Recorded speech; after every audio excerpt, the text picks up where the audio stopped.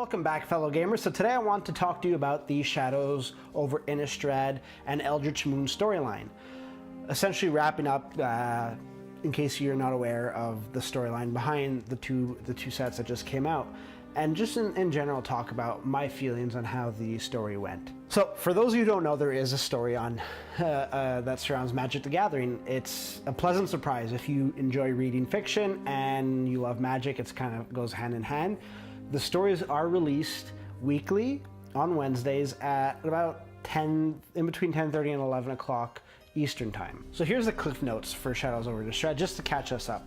And if you are wanting to read it, I would say skip the rest of this video.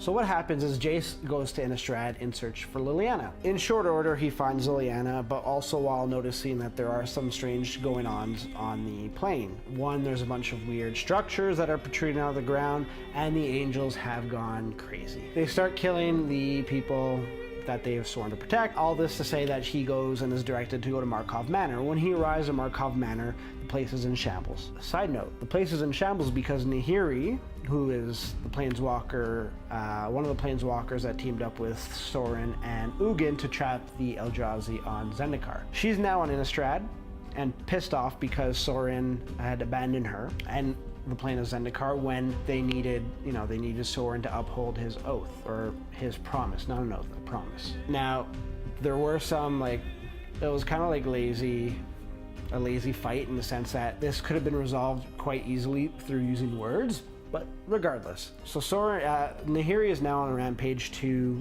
attract Sorin's attention so that he knows what's going on. So she destroys Markov Manor along with all the vampires that are in it, infusing them into the walls. So when Jace arrives, he sees this whole destruction, and venturing through the castle, he then comes across a journal that's held by somebody. This journal ends up being of a planeswalker named Tamiyo. Tamiyo, as you know, was appearing in the original Innistrad block during Avacyn Restored. She's the planeswalker from Kamigawa. So he pores over the clues and follows a path, and is then brought to a place where all the cryptoliths, those protruding structures, converge at the Drown Yard next to Nephilia, I believe. He sees this and he assumes that Liliana is behind it because the angels have gone crazy and Liliana doesn't like angels and there's just some weird cultist stuff going on. To his mind, this has to be the work of Liliana. He goes back and they essentially argue for a bit and they have a lover's tiff, not lover's tiff. All the meanwhile, Nahiri is working towards the goal of bringing destruction to Innistrad, though it's not clear yet how that's going to be done. So Jace is now on the heels of trying to find out exactly what's going on. Eventually he runs up with Tamiyo and they face off against Avacyn. They begin to have their butts whipped, and what happens is that Sorin comes in, essentially saves the day by killing Avacyn. Avacyn at this point was unsavable. Her mind had been too corrupted to recognize that she had become the threat that she was sworn to protect against. With Avacyn dead, the Hellevault dead, Innistrad's protective shield that Sorin had created over the plane is now gone. And immediately upon her death, the earth begins to rumble. And this is where in Eldritch Moon we pick up. Nahiri was drawing all the mana to a specific point in order to summon Emrakul. Yes, Emrakul from the original Zendikar block, the Aeon's Torn, but now called the Promised End. He's drawn for the sole purpose of Nahiri getting revenge upon Sorin and his beloved land of Innistrad, so that he can feel the way Nahiri felt at seeing Zendikar's supposed destruction. During this time, the weird happenings that were going on in the plane of Innistrad were becoming more apparent. The weird mutations that were happening, or the mad ravings of people, were really coming to the forefront, and all along it was Emrakul's influence over the plane that was taking hold. Now that because Emrakul is a female, it comes to the plane, the transformations, I wouldn't call them infections, the transformations start to take fold even more rapidly, with people just spreading tentacles or becoming deformed. Even the archangels Gisela and Bruna merge into one Eldrazi horror, essentially start wreaking havoc. Now the remaining forces on Innistrad, mostly the heretics led by Italia, try to mount a counter-offensive against the Eldrazi horrors that are consuming the land. From there, they're met with resistance, not only from the Eldrazi horrors, but cultists that embrace the end. that have been praying for or clamoring for this type of world-ending event. Meanwhile, though, Nahiri and Sorin are facing off against one another in a type of revenge grudge match. So Sorin's pissed off, obviously, that Emrakul has been drawn to Innistrad, and Nahiri is just still pissed off for Sorin being kind of, an a-hole. Thing is that this whole confrontation could have easily been solved from a creative standpoint if they just had the characters talk out, but I guess they needed to have them clash somehow. I think that they could have gone a different way, but that's neither here nor there. I think that aside from that little point, the story was done really well, and I have more on my views on the story afterwards. Nahiri pretty much fights Sorin. Sorin is backed by a vampire army that he's summoned with the help of Olivia and some other notable households, and Nahiri has like the cultists. Eventually, Nahiri plane walks out while trapping Sorin in stone, but stone in the sense that he still can see what's going on Innistrad, so he can watch Innistrad's demise but not be able to do anything about it. So what happens here is that Olivia Voldaren sees this but doesn't help Sorin, instead takes the claim of being Innistrad's protector. Sorin damns her for being a fool, and that without his aid, like, they're all done. Even though Sorin has kind of already resigned Innistrad's fate, but now he's stuck there to watch it unfold. Olivia ends up meeting up with Thalia's group, and they start fighting the Eldrazi horrors, all the way up until the merged angel of Brizella and called Brizella, but of Bruna and Gisela, comes to attack, and eventually Thalia is saved by Sigarda, the only angel that has been saved from the archangel that's been saved from Emrakul's corruption. Essentially, they fight together to defeat these Eldrazi horrors.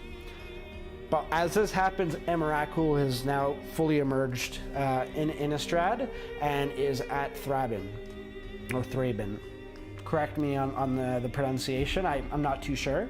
From there, Jace is now bringing the Gatewatch to Innistrad to come back, and they start fighting the Eldrazi. They're about to be completely overrun when Liliana shows up with a complete army of zombies and essentially protects the Planeswalkers while they try to figure out what the next game plan is. Now this is where the last part of the story kicks in, and I'm going to run through it just quickly because you should really read it. It's a pretty good read. And so what happens is that Emrakul sends out a wave of I guess, like, magic. I'm assuming this is magic. And from there, it knocks out most of the Planeswalkers, and they're kind of like struggling with their minds because that's Emrakul's effect on people and on living things, whereas the zombies are immune to Emrakul's effects. So all in the meantime, Jace snap casts a protection type field over him and the three other members of the Gatewatch. Liliana not included, she's standing on her own. She has the power of the Chain Veil. While Jace does this, Liliana channels all the power of the Chain Veil and starts fighting back Emrakul, and for a few moments is actually winning, and Emrakul's like receding and not able to really fully handle the onslaught of Liliana plus the Chain Veil. Meanwhile, as this is going on, Liliana in her head is being told by the Chain Veil to flee because Emrakul is just too strong, and you want to have no part of this. Also, the Raven Man, somebody who is from Liliana's past, we don't really know too much about, is also saying we have to get out. This being is something you have no comprehension of. Eventually, Liliana's body just can't keep up, and in a second's pause, Emrakul flips and goes on the offensive and starts attacking Liliana. Liliana starts to become overwhelmed. Jace snaps out of he did like this whole mental journey through his own mind, and snaps out and starts to help revive the Gatewatch because they're just knocked out unconscious. They weren't dead or anything. Tamio's there at the same time because she was knocked out right when Emrakul had done the offensive, and Liliana kind of saved the day. So they start to go on the offensive. They start to try to plan their imprisoning Emrakul, because now they realize that Emrakul cannot be destroyed, only imprisoned. So Tamio says we need to use the moon. It's a piece from the the Hell Vault was a piece of the moon, so in theory the moon can act as a enchantment device, just like the Hell Vault did for demons and fiends on Innistrad when it was still up. So Nissa's going through all her stuff to try to trap the Titan, just like they tried to do on Zendikar, using the same philosophy of the ley lines and everything, but there weren't enough ley lines. Nissa wasn't really sure. So then Tamio's going about casting her scroll, and then all of a sudden she pulls out the scroll that's like iron shut, and she had previously mentioned to Jace that these are scrolls that she'll never use. She's made a promise, and even if the world is ending, she will never use them. But she goes ahead, she pulls it out, and she uses it. And then, like, boom, Emrakul is now sealed in the moon of Innistrad, and the heroes start to rejoice. So what happens is that after the battle, Jace goes and seeks out Tamio, because Tamio flew away after she was not happy. She can't believe what happened, and Jace's like, well, what are you talking about? You saved the day. You helped Nissa seal Emrakul. Well, what really happened was that Emrakul took control of Tamio and then forced her to cast an even stronger spell to be able to trap Emrakul in the moon.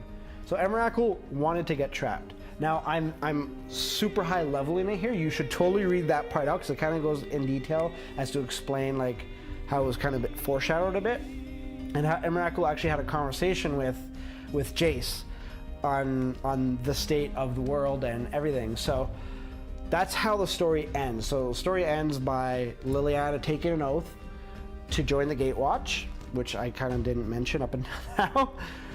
But for subversive, is that a word? Maybe. It might be a word. Subversive means to use the Gatewatch as like a puppet down the line, not unbeknownst to the rest of the Gatewatch.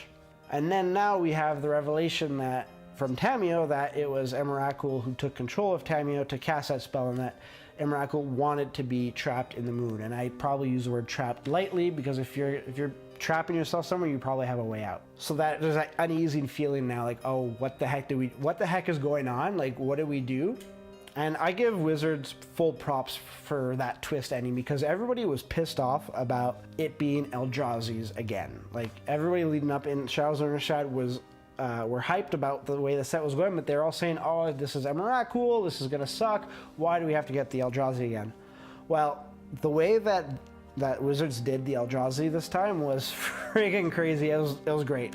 I loved it, and this last story that I read like completely like sold me on the direction that they are going creatively. I'm not a huge fan of like an Avengers style storyline, but the way they're doing it is amazing. And I kind of like, it's very easy to say, like, once the story is confirmed, like in this case Emrakul, when Emrakul was confirmed to be on Innistrad, people were like, oh, this is so offensive to our intelligence, and like they should have done something different. Well, something we need to keep in mind is that Magic is a game of almost all ages. There's a wide range. I wouldn't recommend like a 3 or 4 year old play Magic, but it is for young people as well as old. The story needs to be accessible to a broader player base. So when I see people complaining about like things being obvious, I'd equate it to somebody going to a puppet show and then booing the people creating the puppet show, because they knew all along that the puppet with like the evil mustache and the big eyebrows was the villain. If you're having fun reading it, that's the point. And if you didn't have fun, you didn't like the story, not everything's made for everybody. You try to get that broad appeal, but sometimes it just doesn't resonate with you. And maybe Kaladesh is a story that you'll like, and maybe I won't like. So it's important to know, like, it's very easy to criticize creative decisions, even though I've done it in this video. It's really like, if there's that long-term plan, we're not privy to that. And like, I can make guesses on, I thought maybe that either Joan of Knight's Reach or MacLeod were the ones originally who were going to be affecting Innistrad, not together, but like one of those two. And I was wrong. Like I saw the Emrakul signs and the Eldrazi signs with the tentacles and the lattice, but I was kind of thinking that was a red herring. So and I find that the way they've done the whole, they've set up certain things, like Tamio's scrolls were in an Uncharted realm, a Magic story a few months back, and now they have it like she just like takes it out, and knowing the context, that there's all like, it's all like words are written for a reason, and things are done in the stories for a reason. For one, I'm enjoying the ride that Magic is on right now, and I suggest that you take that ride if this is your kind of thing. Maybe you aren't really a big fan of the stories and you just want to play some cards and you didn't really care about the flavor. That's fine too. But definitely, if you're interested, check out the stories. I love them. I think I'm going to start doing a weekly series on these things.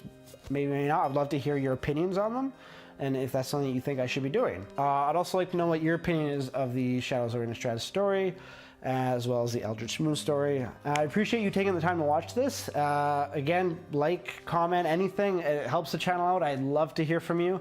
And until next time, good gaming.